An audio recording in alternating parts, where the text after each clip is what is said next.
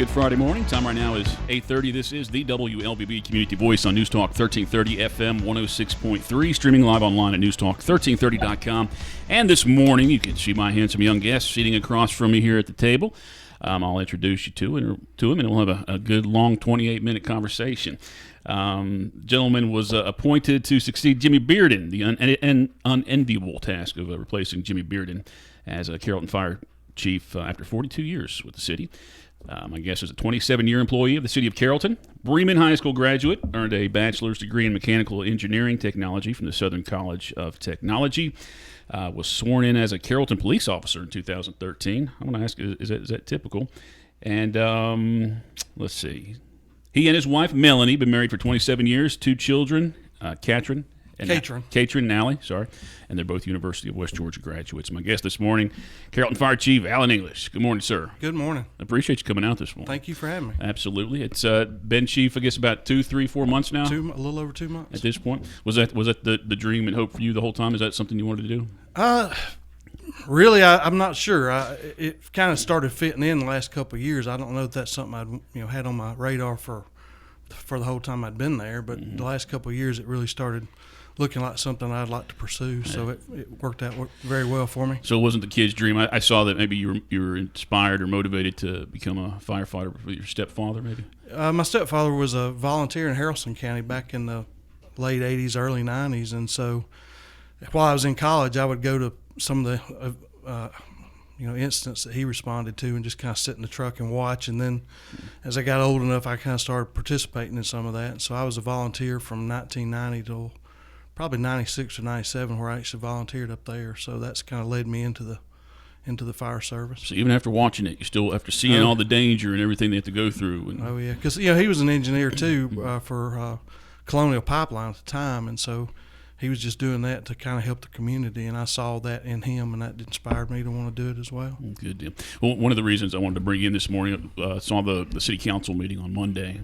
You guys had put together some coins, some lifesaver coins, right? And it presented it to several individuals. It didn't seem like you left anybody out who was part of this one, particular incident, which ended up resulting in a life saved. Right. It was a group effort, and I wanted everybody to see what kind of group it took to do that. And so, really as soon as the incident occurred and I realized he was going to survive, I started trying to put that together in my mind, what we could do to recognize everybody. And it also gave him a chance to see the people that helped save his life. Mm-hmm. He had met the guy that stopped and did the CPR on him, and he had met us, but he didn't meet the 911 dispatchers. He never met them if we hadn't had this program. So, of course, he met the people at the hospital. I don't know which ones he remembered, but this gave him a time to come in a more calm situation and get to meet everybody. And there were some hugs and smiles and tears and all that stuff associated with it. For those who don't know that whole story, you mind telling it? So on April 25th, we got dispatched to a cardiac arrest on Centennial Drive. There were some construction workers out there working. They were putting up a erosion control fence down the side or the right-of-way of Centennial Drive. They were returning back to their main construction site, and a gentleman by the name of Mike Eady collapsed without warning. He said he didn't really have any, beforehand pain or anything like that. He was not a big guy or anything. No, didn't look like he was out of shape or anything. No, and then worked hard his whole life. Mm-hmm. And so about the same time he collapsed, a gentleman by the name of Michael Wall just happened to be driving down Centennial Drive, saw him collapse. He told me, or Mr. Wall told me, that he knew he didn't just trip and fall by the way that he actually fell. So he stopped, got out, and pretty much immediately started doing CPR on him. And Mr. Eady had worked for a guy named Blake Presnell, and Blake was actually there too, and he made a 911 call while Mr. Wall was doing the CPR. Of course, Carroll County 911 had just implemented a new medical emergency dispatch system, and that kind of came into play. It allows them to give instructions over the phone, more detailed, up-to-date instructions over the phone, CPR, other medical care. It didn't really come into play on this one, that part of it, because Mr. Wall was already doing CPR, but it allowed he knew it. Okay. Right. But it did allow them to dispatch quickly the right units, and so it really came into play on the backside, not really on the hands-on part of it. They dispatched one of our fire trucks, the one on Central High Road in West Georgia Ambulance, and our truck was there about 2 minutes, or within about 2 minutes, and they took over the CPR from Mr. Wall and started using the AED, the automated external defibrillator. After the third shock, that's about the time I got there. Mr. Edie started, they noticed a pulse, and he started trying to breathe on his own. So, and then the ambulance got there about that same time, and they transported him to Tanner. The emergency room personnel, the ambulance personnel, they did some stabilization, some fluids, and watched his breathing or helped him with his breathing. And then they transported him to Tanner, and they kind of continued the resuscitation and stabilization, and then he ended up at Tanner's cath lab where they put a stent in. And that was like on a Monday. By Tuesday, he was sitting up in the bed talking about the work he still had to do and what kind of construction equipment they need on the job site. And and the good thing is a lot of our guys knew him, or several of our guys knew him, had worked with him on side jobs in the past, so it allowed us to stay in contact with him, which is something that doesn't normally happen. Normally run a call, a lot of times we never hear what happened to him, but this was one where we were able to stay in contact with him, and it didn't hurt that he was actually working on the side of our new fire station. That's where he was doing the construction at. So as we would go by to check on the construction, we'd see him out there working, and we're able to stop and talk to him and make sure he was doing okay. So still. Keep an eye on him. And I noticed the first several days his wife was sitting out there keeping an eye on him too. I think she was watching to make sure he didn't do anything stupid. But it was a great story, and he was very gracious. He was back to work like within the month, right? Within 2 weeks. Oh, 2 weeks. The picture that I showed the council meeting was 2 weeks to the day from when he was basically dead on the side of the road to back working on a tractor. So it was amazing. Well, how many people do you think know CPR? Is it 20% of our population, 50%? I hope it's a lot more than that. And we used to get a lot more classes in the community, but the COVID thing has kind of knocked that down some, I think, because now a lot of stuff is online, which I don't think you get the same you don't really get the same impression of what you're actually doing if you're not actually going to taking a class in person. Yeah, not everybody has that dummy at home, right. To practice on that. Do you believe that Edie would have survived if the initial guy wasn't there who knew CPR? No, well, he might have survived, but I don't know that he would have had the quality of life return like he got, and I bet he wouldn't have been back at work in 2 weeks either. Yeah. So that bystander really, really made a difference, and of course the AED, the shots that were delivered by our personnel really, really made a difference too. So. But you think that E911 operators, they can actually over the phone, they can typically, they can walk you through the CPR or bleeding control or, any other care that you might be able to do. They have the ability with that new system they have. It gives them instructions based on that the caller's answers to the question. So it's a good system that will help our community. Are you aware of any CPR classes in the area? I plan on actually starting some. We used to do them at the fire stations. I just haven't got that set back up yet, but I would like to maybe one Saturday a month get it where we can have the public come in and take some CPR classes with us. Now, I know Faithful Guardian and Temple, they do CPR classes, and I'm not sure of any others, but I know they do. And like I said, I would like us to start doing them again. Yeah, is that a requirement for schools for teachers? I'm not sure we don't do so many for the schools, but like your lifeguards and your of course all your medical and first responders have to have them, and your dentist office and doctor's offices, those personnel, most of those people have some kind of CPR class. So, Alan English is the new chief of the Carrollton Fire Department. He's our guest on this morning's Community Voice program. If you have any questions or comments, I encourage you to post those to the News Talk 1330 Facebook page. Of course, anybody who works with Alan and wants to post something up there and comment, feel free to do that as well. We'll take our first break, come back and continue our conversation with the chief. Community Voice brought to you by Tanner Health System and Oak Mountain Academy. Health is a journey. It's making better choices, even when it's not easy. It's taking care of yourself and the people you love. At Tanner Health System, we're there for you with every step, with primary care, heart care, cancer care, women's care, orthopedics, surgical services, and so much more. We're dedicated to helping you live and feel your best. So let's get on that journey to health. You've got places to be for many years to come. Find us at tanner.org. I'm Michael Flynn, Oak Mountain Academy class of 1978. Katie Flynn, class of 2010. Justin Flynn, class of 2014. Logan Flynn, class of 2019. And I'm Marnie Flynn, current teacher at OMA. My uncle Richard Orm Flynn, a founding father of Oak Mountain Academy, had a vision to see students become confident leaders who hold a faith-based value system in an academically rigorous environment. We are proud to celebrate 60 years of fulfilling my uncle's vision. Our family invites you to visit the campus or oakmountain.us today.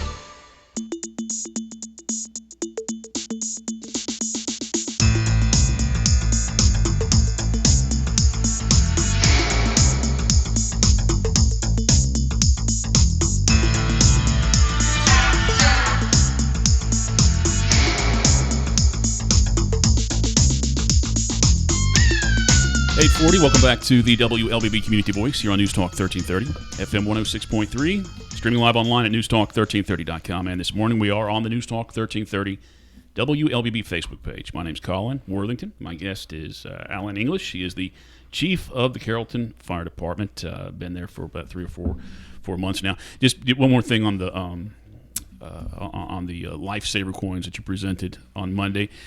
Tell us about those coins. I mean, you made these specifically to start this recognition. It's kind of, you set the precedent, I'm guessing. Right. So I wanted something for somebody that actually saved a life, and it doesn't have to be a medical thing. It could be a fire thing or anything else. Where I think I really made it for to give our guys when they do something. But in this case, it was such a team effort that I present them to everybody that took part in that. But it says Lifesaver. It's got our Carrollton seal on the front, and then another seal that we have on the back, and it's selfless service is Lifesaver, and for selfless service on the back. So just a little something special. We've got some other challenge coins, but this one was just for people that I think made a difference in the challenge life. Coins. That's what it's called. I mean, that's something that became pretty cool in the last decade or so. I mean, with local police departments as well.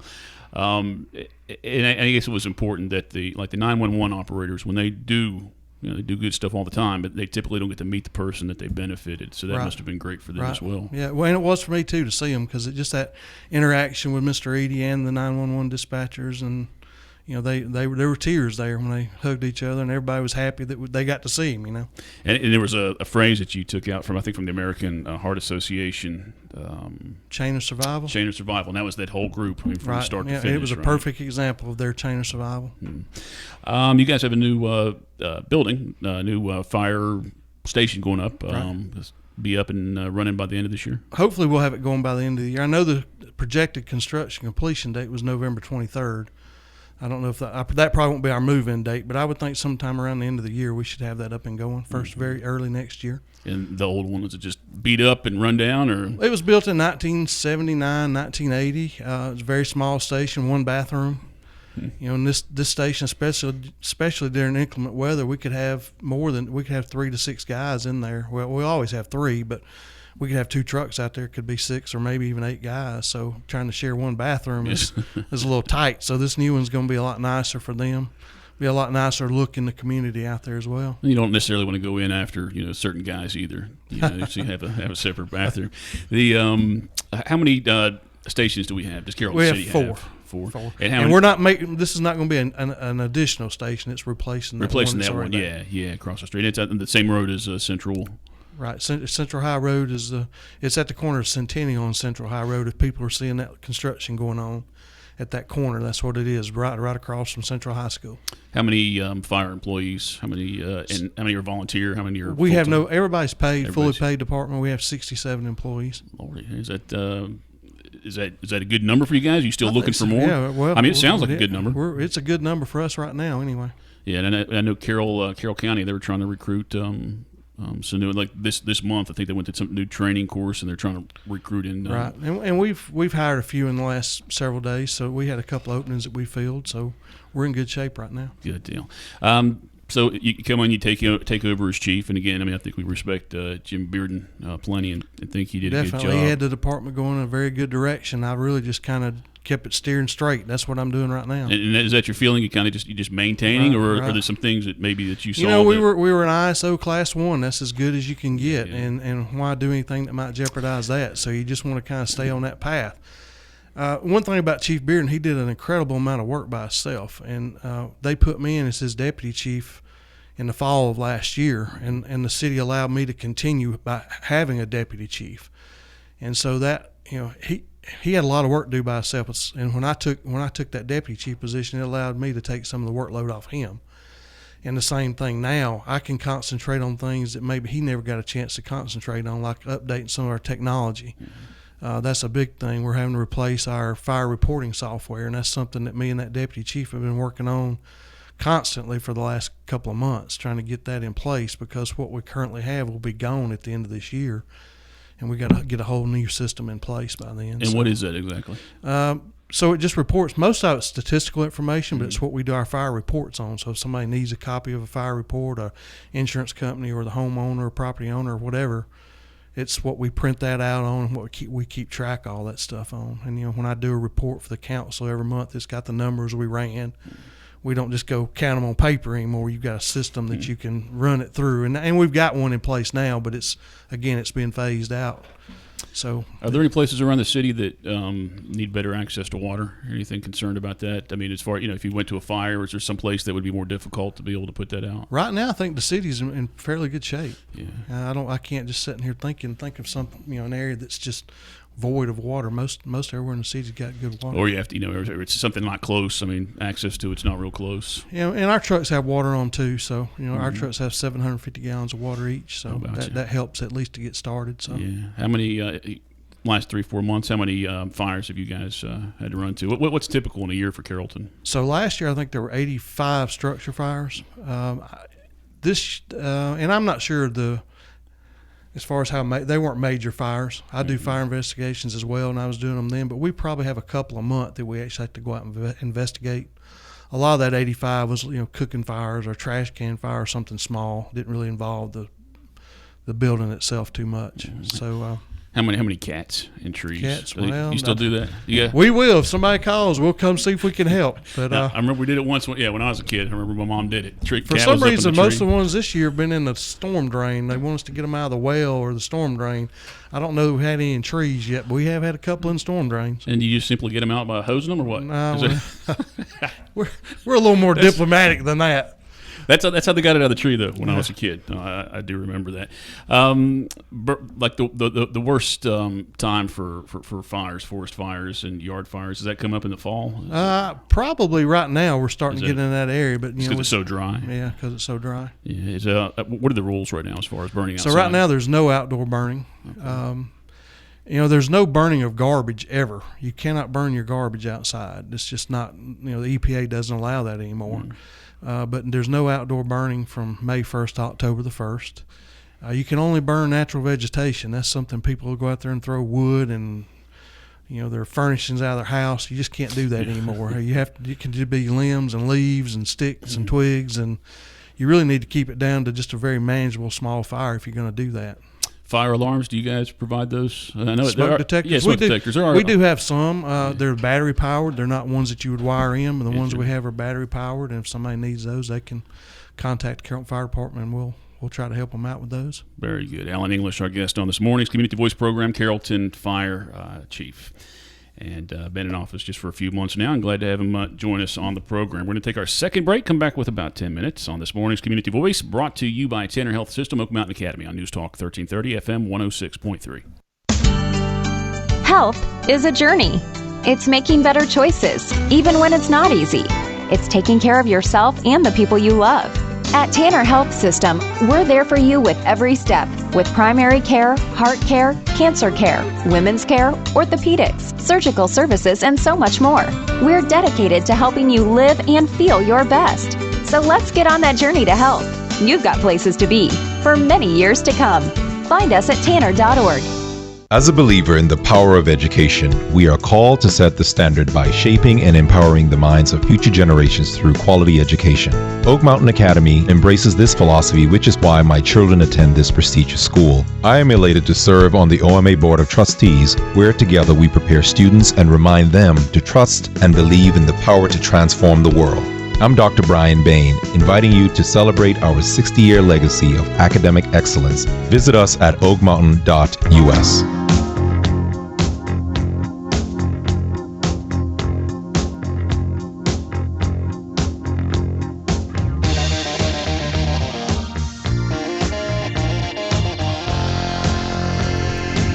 8:50. Welcome back to the WLBB Community Voice, News Talk 1330 FM 106.3. I'm your host, Colin Worthington. My guest this morning is Carrollton Fire Chief Alan English. If we look on Facebook here, Juanita Green says, thank you for your awesome service, Alan. And, thank you so much. And a young lady who you possibly know here, she says, woohoo, go Chief. Her name is Sarah Bearden. I do. That's Chief Bearden's daughter-in-law. Yeah. Thank you as well. When I read the introduction, I was giving your bio here. You were sworn in as a Carrollton police officer in 2013. Is that typical for? So, me and my deputy chief now, Bill Lambert, we both had been doing fire investigations since 2010, And it's hard to try to, the police officers are busy, and we have a fire. It's hard to get them. They always help us. I'm not saying they don't help us, but it would be easier if we could go get our own search warrants and arrest warrants and some of those things, and be able to read people their Miranda rights if we're interviewing them, like in a jail situation or something like that. So it just worked out better if we were able to do that. And then in order to do that, you have to be a mandated officer, a sworn officer. So that's the reason why we did that. And we just actually sent another group through. They're medics on the police's specialized response team, and it just made it, to protect them and to protect the city, we got them to go through mandate school as well, so that they would have the firearms training, the certifications, qualifications, and all that stuff to just keep them safe and the city safe in that situation. With the certifications and qualifications and training, how often is that updated for firefighters? So we train a tremendous amount of hours. Pretty much about Tuesday through Thursday, we train those 3 days every week. And there'll be some training sometimes on Mondays and Fridays and Saturdays. So we train a good bit, a couple hundred hours of training per year. And then if you start getting other certifications like the law enforcement certification, the fire investigation certification, it just adds more and more hours that you have to go through and get every year to keep those. Are there new things to learn? Always. Every year? Technology's changing every day, and that's one reason. We have so many areas that we work in. It's not just fire. It's EMS. It's hazardous materials, technical rescue. That's something I'm trying to get going a little more. We've always done it, but I want us to get a little better training in that, a little more training in that. Confined space, rope stuff. The young lady that fell in the well a few years back, just something like that. Yep, and that would all help for that. So I'm just trying to push that a little bit more, and a lot of the guys are really interested in doing that stuff, so it makes it easy to get them to take part or to volunteer for those classes. And we just did a confined space class about 2 weeks ago. It actually made the front page of the paper, and that was, they showed a rescue from like a manhole down underneath the ground. So we've got the equipment to do it. We're just trying to get more guys trained in that. Anybody who wanted to be a firefighter, do you think, if they have that heart and they have that interest to do that, do you think they can be? Yeah, come on. They really can be. It's like Right. there's just not something in them that would keep them from doing it, you don't think? No. Because you got to be a little, got to have some cojones to do it. Well, and we can work on that. Yeah. You try to do everything as safely as you can, and once people realize that we do it in that safe manner, it makes people more able to accept what we're doing. Mm-hmm. As far as the training and getting them to, once they go through the training, it makes it easier for them to actually go into the burning buildings and not. We still always worry about safety, but it makes it easier for them to convince themselves mentally to go in there and do the job they got to do when you've had all that training, and you see that you've got the clothing and equipment to protect you, plus the team of guys around you that's helping do that as well.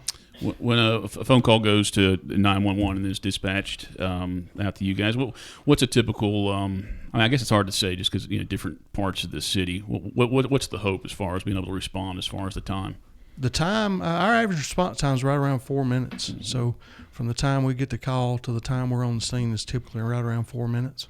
And is it the way the fire departments are set up around the city, is that strategic? So that there was some planning involved in that when those things were put in place. They were in areas where maybe it was a little farther response from uptown. We need one in this area, so there was planning and distance measuring and all that went into where you put those buildings. And each one is manned by 3 or 4 people, like every 8 hours, 10 hours? Our minimum staffing is 3 people on a truck, but we have 4. If nobody's off, we have 4 on every truck. Yeah. But for holidays, vacations, and sick stuff, you may drop down a few, but we always have 3 on every truck. Alan English is Carrollton Fire Chief and our guest on this morning's Community Voice program. Again, questions or comments, feel free to post something on Facebook. I'll try and take one more look here before we do wrap up the program. Tell us a little bit about your staff, because as you moved up, other people had to move up. Yeah, so there was a pretty good run of promotions when I was promoted. It kind of took everybody from the bottom all the way up the top. We moved somebody up, so we got a new Deputy Chief, Bill Lambert, and then we promoted a battalion chief. The battalion chief works on a shift, just like the guys do. So we had a new battalion chief opening, and that led to a captain's position on the ladder, and then a lieutenant's position, and a driver's position, and then opened up for a new hire at the bottom. So it just kind of opened a string of promotions. Are most of these guys local guys? Been here for a while? Most of them are, Bremen, Carrollton. occasionally we'll get some from the Paulding County area or Douglas County, but most of the guys are right around Carrollton, Bremen area. There was a fire in, I think, north of Villa Rica about 2-3 weeks ago. Does that sound familiar? And it burned. They said it was going to burn for like 2 weeks. It was a building fire, structure fire. You remember that? No, I really don't. I'm sorry. I was trying to figure out. I was trying to understand better why that was. We saw smoke. I mean, out here in Carrollton. But they talked about putting firefighters on shifts of like 8 just to sit there and watch it. I mean, it was contained, but they just couldn't put it out. Well, I mean, what would a reason be for that? Just I don't know what the situation was. For some reason, I don't remember hearing that. But we've had several that burned for several days, like the Superior Plastics fire. You just had hidden pockets of fire that you couldn't get to. Mm-hmm. The materials were just stacked so tight or had so much stuff around them couldn't get to it. We had the plywood company fire out there on Cedar Street a couple of years ago, and it was the same thing. It burned for a couple of days. And those are pretty close to each other too, right? Oh, they were like one shift and one the next shift. Yeah. So right around July the 4th. So made for the hottest time of the year. Yeah, no kidding. I do remember that. Yeah, I remember going out that night to the Superior fire. I went and put it up on Facebook and had a couple 100,000 people in the news stations in Atlanta. I had just got promoted to battalion chief at that time. I was there had been in that position for a couple of months, so that was an overwhelming fire for me. It took the resources of the city and the county to get that fire put out and under control, and took us several days after that to keep it extinguished. As far as firefighters' needs at this point, I mean, we hear about the clothing and equipment and things. How what do you see as far as needs right now? That stuff that you guys can put in your budget for next year or something like that. We're in really good shape. I mean, I guess your problems that you have is just getting the stuff.